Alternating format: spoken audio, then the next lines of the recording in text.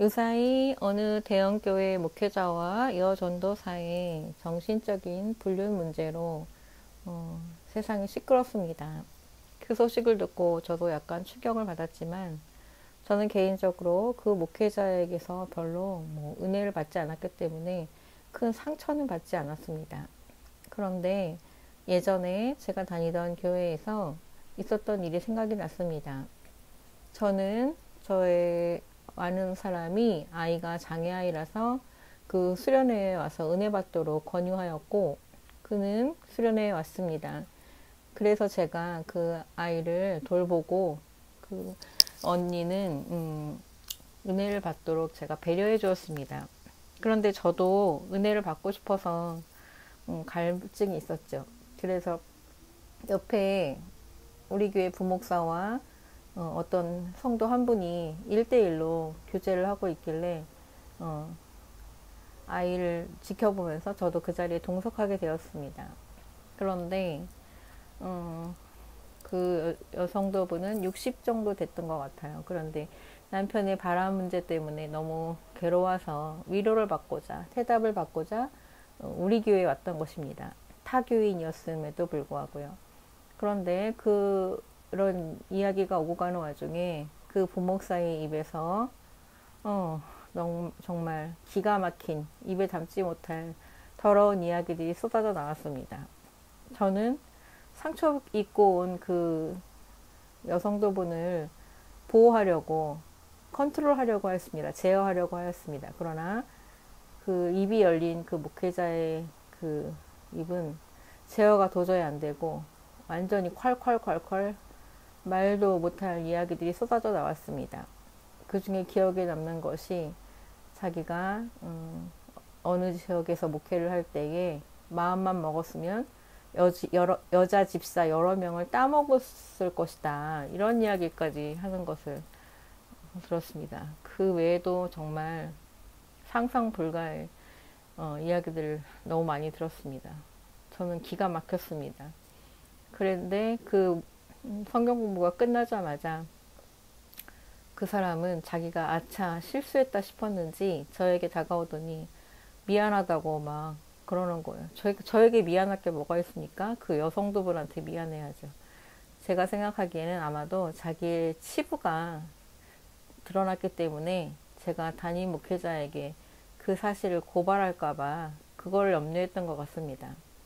저는 너무 어린 나이에 그걸 감당하기가 힘들었고 그래서 저의 구역장님께 상의를 드렸습니다. 그랬더니 구역장님께서 좀 더 시간을 갖고 지켜보자고 하였습니다. 그래서 지켜보았는데 그 사람은 저를 신경을 쓰죠. 제가 고발을 하나 고자질을 하나 안 하나. 그런데 결국은 그 목회자는 개척을 한다는 명분으로 저희 교회를 떠나갔고 그 일은 덮어졌습니다. 그 후에도 그 목회자가 개척을 해서 어떻게 하나님 앞에 흠없이 살았는지는 저는 모르지만 기억에 남는 것은 그 사모의 얼굴이 완전히 흑빛이고 웃음이 없고 전혀 은혜가 안 되는 그런 모습이었기 때문에 그 원인을 알 수 있었습니다.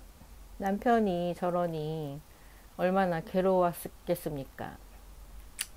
목회자뿐만 아니라 사실은 성적인 그런 문제는 불륜의 문제는 남자들 엄밀히 말하면 모든 남자 여자에게 다 노출될 수 있는 문제라고 생각합니다. 요셉처럼 흠이 없이 자기를 지키는 사람도 간간이 있긴 하지만 매우 주의하지 않으면 그런 올무에 빠지는 것이 가능한 다반사인 것 같습니다. 제가 학창 시절에 읽었던 책 중에 유명한 작가의 책인데 두 남녀가 서로 반해서 어느 시골 한적한 곳으로 가서 엄청 빠져서 서로에게 빠져서 어느 정도의 세월을 지내지만 그 후로 바로 권태기에 빠져서 결국은 헤어졌다 이런 소설이었던 것 같아요. 거기서도 볼 수 있듯이 사람이라는 존재는 알면 알수록 지겹고 권태롭고 피곤하고 정말 알면 알수록 별로인 거라는 생각이 듭니다. 우리가 주목해야 할 것은 하나님의 영광이고, 오늘날 성도라고 하는 사람들은 하나님의 영광을 경험해야 한다고 생각합니다. 하나님께서도 하나님의 영광을 보여주시기를 원하시는데 사람들이 도무지 가까이 가려고 하지 않는 거죠. 왜? 부담스러우니까. 그런데 하나님의 영광을 맛본 자는 이 사도 바울처럼 이 땅의 모든 것이 배설물에 불과하다는 것을 알 수 있고, 그런 시시한 죄에 자신을 팔지 않을 수 있다고 생각합니다. 그런 멋진 그런 하나님의 성도들이 이 땅에 가득할 때에 이 땅이 더 아름다워진다고 생각합니다. 샬롬 샬롬.